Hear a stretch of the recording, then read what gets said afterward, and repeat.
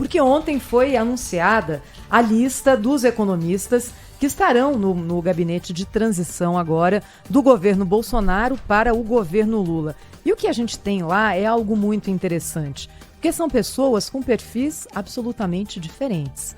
O ex-governador Geraldo Alckmin, presidente eleito do Brasil, anunciando os nomes da transição, daquele jeito Alckmin de ser, disse o seguinte: não são pensamentos opostos, são complementares. Bem, quem são as pessoas que vão cuidar da transição na parte econômica que foram nomeadas agora pelo futuro governo Lula? 2 economistas muito próximos ao PSDB e ali na origem do Plano Real. São economistas com largas carreiras, com passagens pelo setor público e pelo setor privado, e são economistas muito bem conceituados em termos de conhecimento do Brasil. Pércio Arida e André Lara Rezende. Pércio Arida foi um dos pais do Plano Real, foi presidente do BNDES e do Banco Central, teve passagens por vários bancos, foi um dos criadores do BTG Pactual e foi o principal nome da equipe econômica de Alckmin na campanha de Alckmin à presidência em 2018. Ou seja, é uma pessoa muito próxima ao vice-presidente eleito. André Lara Rezende, até quando se surgiu o Plano Real, ali naquele momento de hiperinflação, se dizia que ele havia sido baseado no chamado Plano Larida, de Lara e Arida.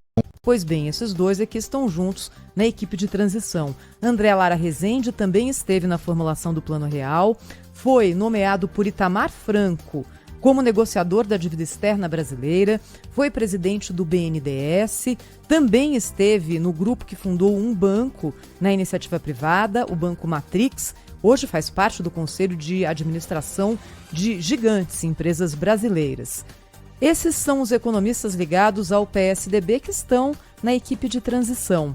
Pelo outro lado, digamos, não são opostos, são complementares no discurso de Geraldo Alckmin, estão Nelson Barbosa, que foi ministro da Fazenda e do Planejamento no governo Dilma Rousseff, e Guilherme Melo, que é professor da Unicamp, um economista mais ligado à academia e que é considerado um quadro técnico do PT, foi o assessor do PT durante a campanha eleitoral para assuntos de economia. Qual é a questão aqui? A questão é que, diga o que se quiser a respeito disso, o pensamento dessas 4 pessoas é muito diferente. O gabinete de transição não significa, e isso Geraldo Alckmin deixou muito claro ontem, que essas pessoas terão cargo no governo. Mas ele indica uma forma de pensar, não é?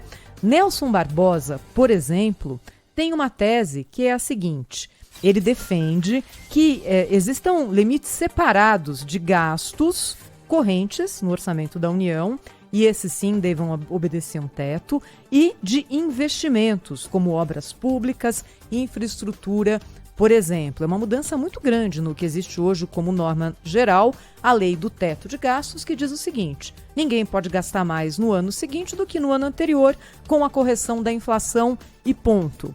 Muito bem, o que pensa, por exemplo, Pércio Arida sobre esse assunto, sobre o assunto de teto de gastos? A gente tem aqui uma boa pista numa entrevista ao Canal Livre da Band, que foi concedida por Pércio Arida em julho do ano passado. Eu vou colocar um trechinho aqui para o ouvinte da Rádio Bandeirantes conferir.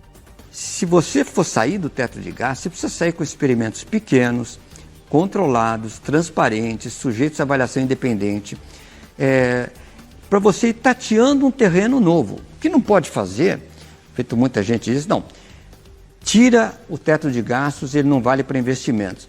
Olha, você vai ter investimento ruim para danar, entende? Vai ter investimento ruim o tempo todo, porque a dinâmica é essa. Você tem que ter avaliação independente de investimentos, para você começar a reconstruir a capacidade da sociedade controlar o gasto público.